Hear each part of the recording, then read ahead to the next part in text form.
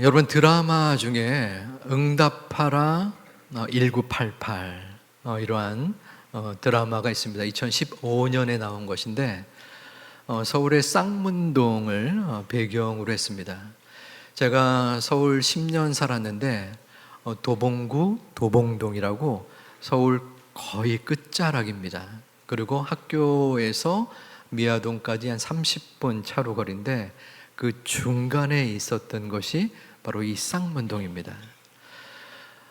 드라마에 유명세도 있었지만 제가 아는 곳이라서 더 마음이 갔었던 기억이 납니다. 그 쌍문동 한 그 구역에 여러 가정들이 함께 오손도손 살고 있으면서 여러 가지 에피소드가 소개되었었는데요.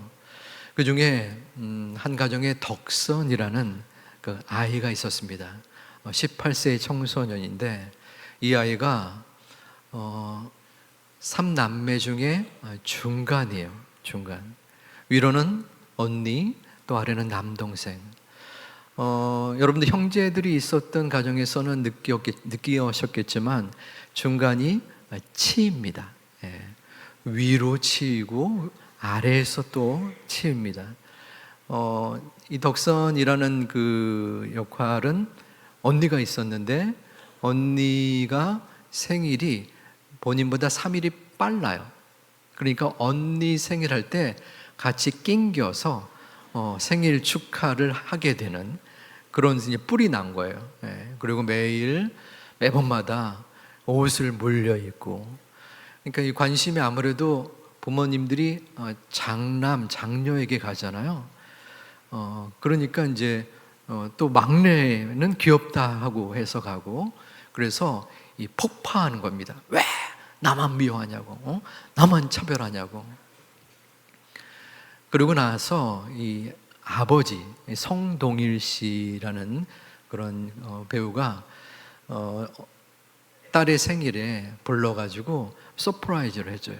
예. 그 앞에 슈퍼 앞에서 생일 축하합니다도 하고 케이크도 딸을 위해서 마련해주고, 제가 이제 이 대사가 나오는데 대사를 실감 있게 하려면 본인이 와야 되잖아요. 그래서 연락을 하려고 했는데 전화번호를 몰라요. 그래서 아쉽지만 저분보다 조금 목소리가 좋은 제가 대사를 하도록 하겠습니다. 아빠가 미안하다. 아빠가 잘 몰라서 그래요. 이 아빠도 태어날 때부터 아빠가 아니잖아. 아빠도 아빠가 처음이니까. 그니까 우리 딸이 쪼까 봐줘잉.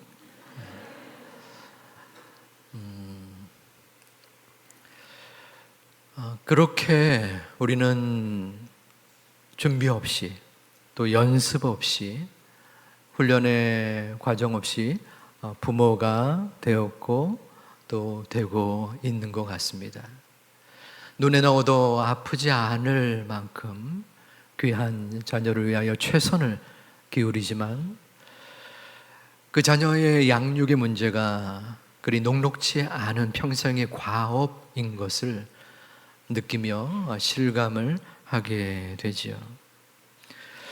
그러면 우리는 과연 어떻게 자녀를 양육해야 할까요? 성경적인 관점에서 자녀를 향한 부모의 마음과 자세는 어떠해야 하는지 오늘 말씀을 통하여 함께 살펴보고자 합니다. 제자가 어떠한 무리에 이르르자 한 사람이 예수님께 나와서 무릎을 꿇습니다. 예수님을 경배하고자 한 것이 아니라 예수님께 어떠한 요구를 하는 것이었습니다. 본문 15절에서 그 이유가 나오는데요. 주여 내 아들을 불쌍히 여기소서. 그가 간질로 심히 고생하여 자주 불에도 넘어지며 물에도 넘어집니다. 이 간질이라는 병은 가만히 있다가 갑자기 발작이 일어나서 경련을 일으키거나 또 혹은 실신하는 그러한 뇌 질환을 가리킵니다. 이 아들은 귀신까지 들려서 차마 입도 뻥끗하지 못했어요. 말을 제대로 할 수 없었고 경련 가운데에 거품을 흘리고 또 일을 가는 등 고통스러운 시간을 보냈습니다. 여기서 주여 아들을 불쌍히 여기소서라고 하는 이 헬라어 퀴리에 엘레에손이라는 표현은 누가복음 18장에 세리의 기도와 맥락을 같이 합니다. 세리가 하늘을 우러러보기도 힘들면서 자신의 죄를 고백하며 토로하며 기도했어요. 주여 나를 불쌍히 여겨주소서, 저는 죄인입니다. 자신의 죄를 고백하는 것입니다. 지금 이 아들의 아버지도 자신의 죄 때문에, 잘못 때문에 우리 아들을 이렇게 병에 걸렸습니다. 우리 아들을 불쌍히 여겨 주옵소서라고 이야기하고 있는 것입니다. 그동안 이 아버지는 온갖 노력을 다하여 아들을 고치려 했습니다. 하지만 별 수가 없었던 것이죠. 요즘의 의학으로도 이 간질이 쉽지 않은 병인데 당시에 의료적 상황이야 어찌 비교할 수 있었겠습니까? 여러분, 이 아버지의 마음이 이해가 됩니까? 경험하지 않고서는 알 수가 없는 수준이지 않나 싶습니다. 하지만 부모이기에 자녀가 아프거나 혹은 삶을 살면서 실패했을 때에 마음을 조아리며 고통 속에 있을 때 그 모습을 곁에서 본다면 얼마나 부모의 마음이 아리겠습니까? 이 아버지는 내가 할 수 있는 것이 없다라고 지금 처절하게 주님 앞에 나와서 엎드려 간구하고 있는 것입니다. 우리가 믿는 이로서 자녀들 향하여 가져야 되는 부모의 마음은 이 간질 걸린 아버지의 마음, 내가 부모로서 할 수 있는 것이 없습니다. 자신의 무능함을 인정하는 것입니다. 하나님 앞에 무능함이라니요, 제가 얼마나 자녀를 위하여 애를 쓰며 노력했는데요, 제가 드린 이 말에 동의하지 못하거나 혹은 반발감을 지니신 분들도 계실 것입니다. 하지만 이 말에는 저의 지난날의 삶의 모습이 함께 연관이 되어 있습니다. 저는 좋은 부모가 되고 싶었습니다. 좋은 부모라는 것은 여러 가지 의미가 있죠. 돈을 많이 벌어서 자녀가 원하는 것은 다 줄 수 있는 부모도 좋은 부모지만 친구 같은 아빠가 되고 싶었어요. 왜냐하면 저의 아버지, 저희 세대의 부모님, 특히 아버지는 엄한 아버지의 이미지가 있었습니다. 마음으로는 자녀를 사랑하지만 그 표현이 서툴렀었죠. 위로와 격려의 말보다는 야단과 꾸중의 말이 앞섰던 분들이었습니다. 그래서 그런지 어린 시절에 아버지는 무서웠고 또한 관계가 서먹했던 그러한 영향이 있게 됩니다.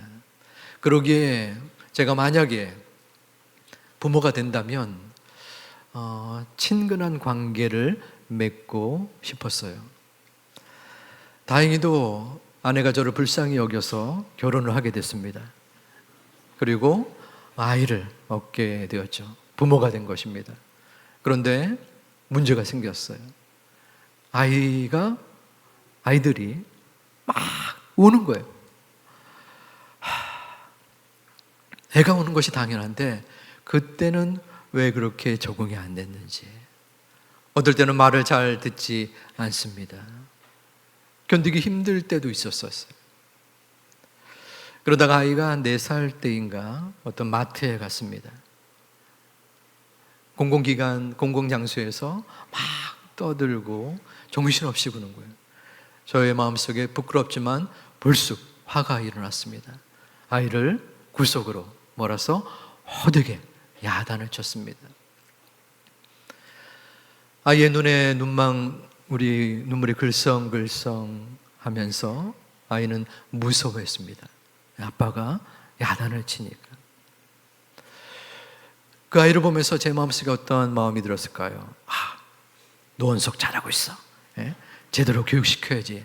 그러한 마음보다는 왠지 서글픈 마음이 들었습니다. 그 아이의 모습 속에서 과거에 아버지를 무서워했던 저의 모습이 떠올랐었기 때문입니다. 그때 제가 했었던 행위는 부모의 힘을 이용한 것입니다. 부모가 가진 능력, 권위를 가지고 윽박지르면서 아이의 모습 속에 불안감을 조성하게 한 것입니다. 물론 아이의 행동의 변화를 이끈 모습도 있었지만요. 부모에게는 어떤 신념이 있습니다. 내가 이 아이를 제대로 잘 양육해야지. 어떻게 해서든지 이 아이를 신앙 안에서 자라나게끔 해야지. 부모가 해야 할 일은 아이가 올바른 행동을 하게 만드는 것이지. 이러한 다짐과 말에는 어떤 전제가 담겨져 있습니다. 그것은 자녀가 변해야 한다는 것입니다. 부모로서 아이의 변화를 바라는 것은 굉장히 긍정적이고 바람직한 모습입니다. 하지만 이 신념에는 숨겨져 있는 또 다른 모순이 있는데, 그것은 부모인 내가 자녀를 변화시킬 수 있는 힘과 능력이 있다는 것입니다.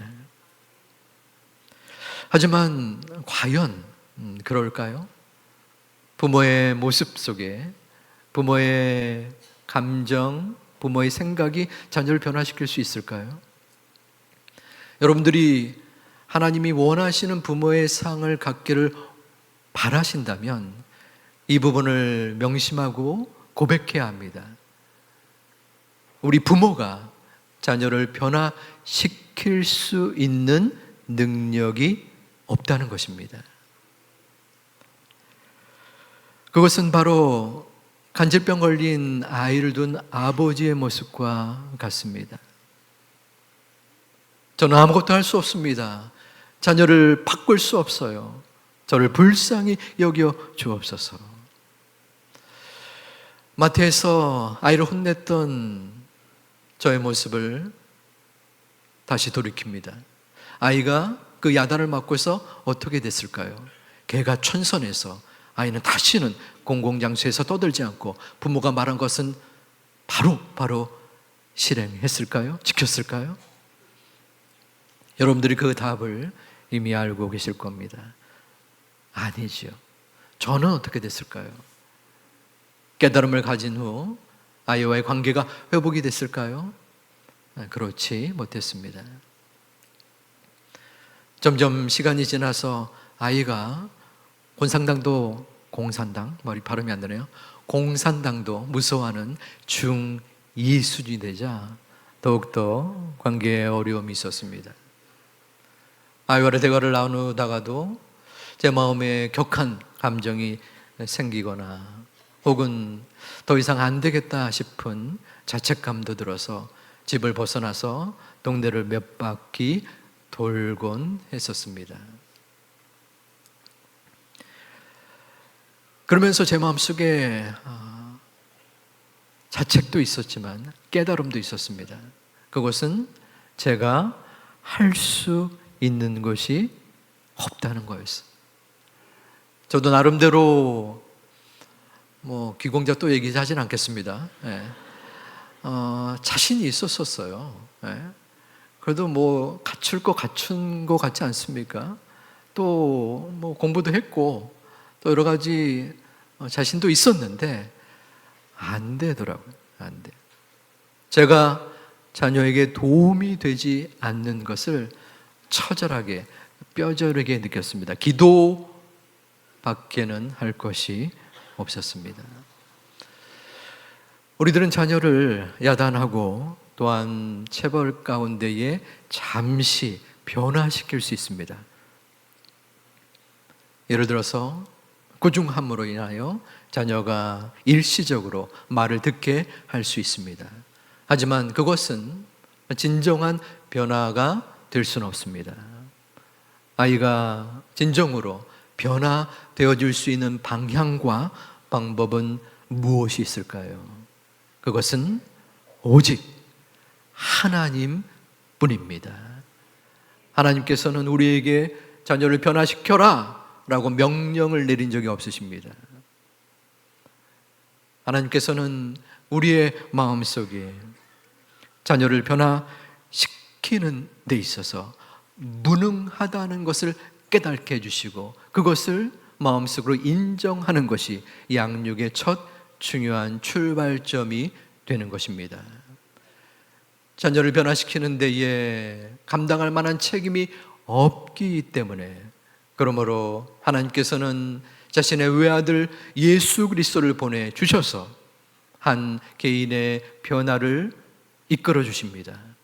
대신 우리 부모를 대신하여 그 자녀의 변화의 책임을 짊어지신 것입니다.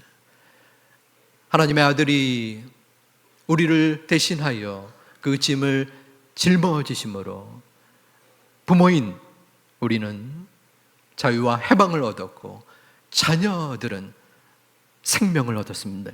이것이 복음인 것입니다. 그러기에 부모가 해야 할 일은 자녀를 변화시키는 것이 아니라 그 변화의 진정한 모토요 또한 전제요 근본이 되는 하나님께 우리는 쓰임받을 수밖에 없는 도구인 것을 바라보고 그 주님 앞에 나아가는 것입니다. 주님 안에서 무능함은 무기력함이 아닙니다. 우리는 무능하지만 주님은 분명 능력 많고 소망이시기에 그 주님께 우리의 자녀들, 우리의 가정을 맡길 수 있는 제2 가족들 되시기를 주님의 이름으로 축원합니다. 하나님께서 두 번째 우리에게 주시는 부모의 모습은 능력보다 은혜를 구하는 자입니다. 우리의 무능함을 고백하고 인정한 후에는 은혜를 구해야 합니다.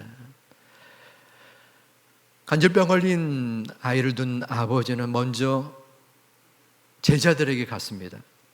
제자들이여 우리 아이의 병을 고쳐주옵소서. 하지만 그들은 병을 고칠 수 없었습니다. 이후에 이 아버지는 마지막의 심정으로 지푸라기도 잡는 마음으로 예수님을 찾아온 것입니다.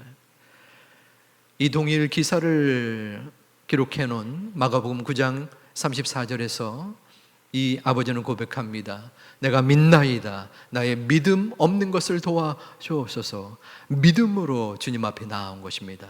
이어진 35절에서 주님은 그 아이의 병을 고쳐 주셨습니다. 말 못하고 못 듣는 귀신아, 내가 내게 명하노니 그 아이에게서 나오고 다시 들어가지 말라.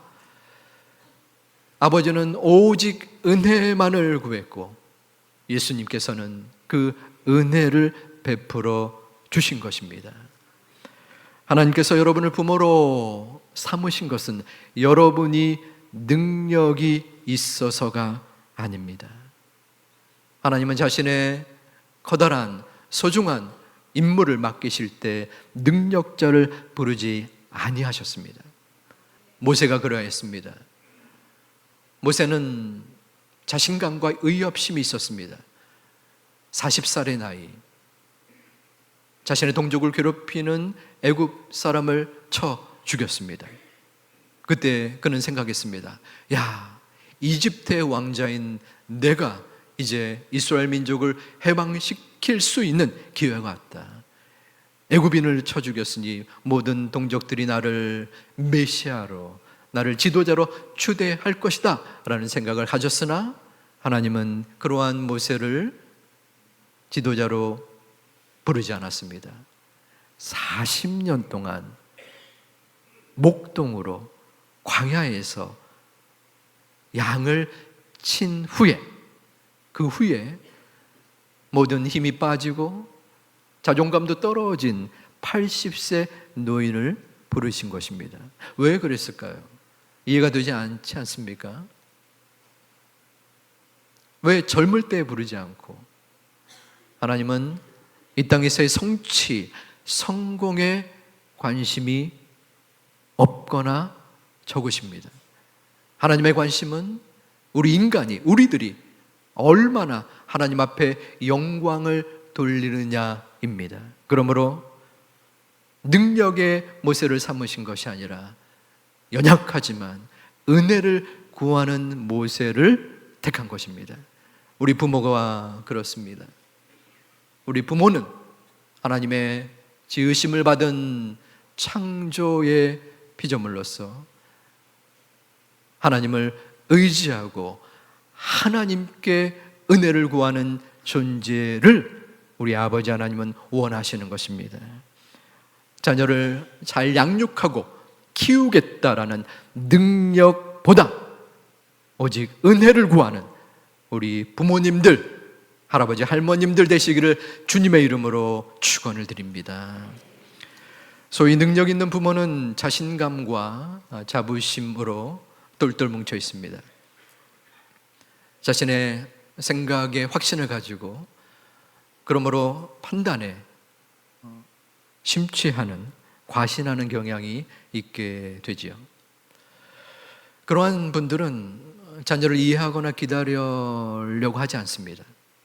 그리고 자녀 또한 자신처럼 능력이 있기를 바라기 때문에 그 기준에, 그 능력에 미치지 못하는 자녀가 있을 경우 노발대발합니다. 어떠한 어머니가 상담을 요청했었습니다. 그녀의 고민은 남편과 자녀의 관계의 어려움이었습니다. 남편은 명문대를 졸업했습니다. 매사에 자신감에 넘쳐 있었습니다. 그런데 아이는 그 기준과 수준에 못 미치는 거예요.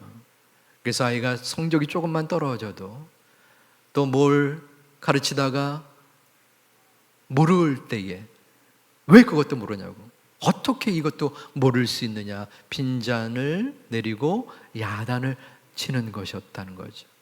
당연히 그 관계가 좋을 수 없는 거였습니다. 하지만 아버지는 느끼지 못합니다. 깨닫지 못해요.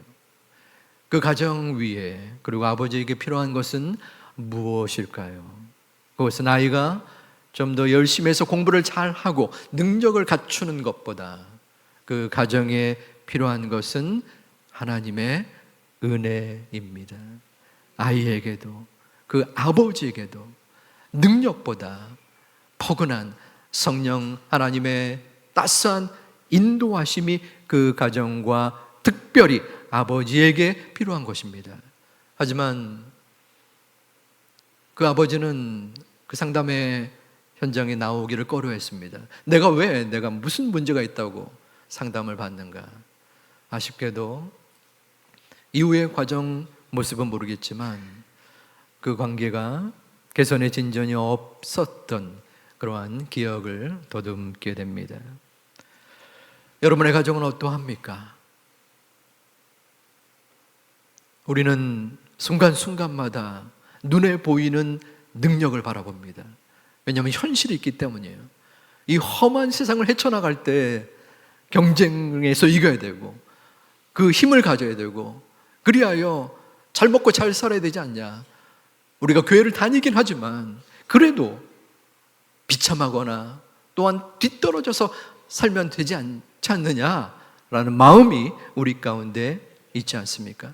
그러므로 우리는 지속적으로 능력을 요구하고 능력을 강조하고 능력을 교육하고 이끌기도 합니다. 하나님의 자녀로서 우리는 어떠한 삶을 살아가야 합니까? 자녀를 믿음으로 이끌기 위해서, 은혜로 인도하기 위해서 어떻게 해야 합니까? 무엇보다 부모님이 먼저 은혜를 받아야 합니다. 부모가 은혜를 받을 때 그 은혜가 자녀에게 자연스럽게 흘러갑니다. 할아버지, 할머님이 은혜 속에 풍성이 거할 때, 겉으로는 할아버지가 말할 때 툭툭 반응하지 꺼려할지라도 그 마음을 그 손주들은 받아들이는 것입니다. 하나님께서는 여러분을 너무나 아끼고 사랑하십니다. 하나님은 여러분이 부모의 숙제를 지니고 있다는 것을 모두 다 아십니다. 그 하나님께서는 우리가 때로는 이 험난한 부모의 자리를 피하고 싶고 도망치고 싶은 그 마음도 이해를 합니다. 그 하나님은 우리에게 에베소서 3장 23절 4절에 용기의 말씀을 주십니다. 우리 함께 봉독합니다. 우리 가운데서 역사하시는 능력대로 우리가 구하거나 생각하는 모든 것에 더 넘치도록 능히 하실 이에게 교회 안에서와 그리스도 안에서 영광이 되도록 영원 무궁하기를 원하노라. 아멘. 우리 가운데에서 역사하시는 능력대로, 하나님의 능력이 우리 안에 거하신다는 것입니다. 이 사실을 믿음의 눈으로 받아들이십니까? 하나님의 능력이, 하나님의 성령이 지금 저와 여러분 안에 거하고 계시다는 것입니다. 지난날 부모로서 내가 미치지 못하는 그 험악한 지난 세월 가운데서도 하나님은 우리와 함께 하셨습니다. 지금 이 순간도 앞뒤를 돌아봐도 도저히 헤쳐나갈 수 없는 막막함의 순간 속에서도 내가 부모로서 본을 보이지 못해서 우리 아이가 저 모양이 됐는가 하는 마음의 한탄과 죄책감 속에서도 하나님은 우리와 함께 하십니다. 우리는 부족할지라도, 연약하여 하나님 앞에 부끄러워서 얼굴을 들지 못할지라도 주님의 은혜는 우리를 버리지 아니하시고 우리를 붙잡으시고 끝까지 인도하여 주십니다. 우리 하나님은 자신의 무능함, 부족함을 인정하고 그 주님 앞에 무릎 꿇는 자를 최고의 부모로 삼으십니다. 그러기에 부모가 처음일지라도, 완벽하지 않을지라도 괜찮습니다. 완벽한 사람은, 완벽한 부모는 이 땅에 없습니다. 완벽한 분은 오직 하나님 한 분뿐입니다. 그 하나님이 우리의 마음속에 임재하여 주십니다. 여기는 부모님들이 계십니다. 그리고 부모가 되고 싶어서 간절하게 노력하고 애타게 기도하는 분들이 계십니다. 부모는 아닐지라도 하나님께서 남기신, 하나님께서 부여하신 그 사명의 자리를 감당하고 계시는 분도 계십니다. 그 사명의 자리를 채우기 위하여 하나님은 어떻게 우리를 이끌어 주시나요? 다른 여러 가지가 있지만 다시 한번 말씀드리면 능력이 아니라 은혜라는 것입니다. 우리의 힘으로, 우리의 능력으로 우리의 가정을 이끌어 나가겠다라는 생각을 할 수 있지만 결국에는 은혜가 나와 우리의 자녀들, 우리의 가정을 움직이시고 인도하여 주실 것입니다. 우리 사랑하는 제2가족, 올 한 해에 우리는 행복한 가정을 소망하고 기도합니다. 행복한 가정은 우리의 노력도 있지만 하나님께서 인도하여 주시는 것입니다. 그 은혜를 마음속에 모시고 간구하고 나갈 때에 우리의 구원자 되시고 인도자 되시고 우리의 모든 책임자 되시는 하나님께서 여러분들의 가정을 돌보아 주심을 마음에 믿고 나아가는 하나님의 자녀들 되시기를 주님의 이름으로 축원드립니다.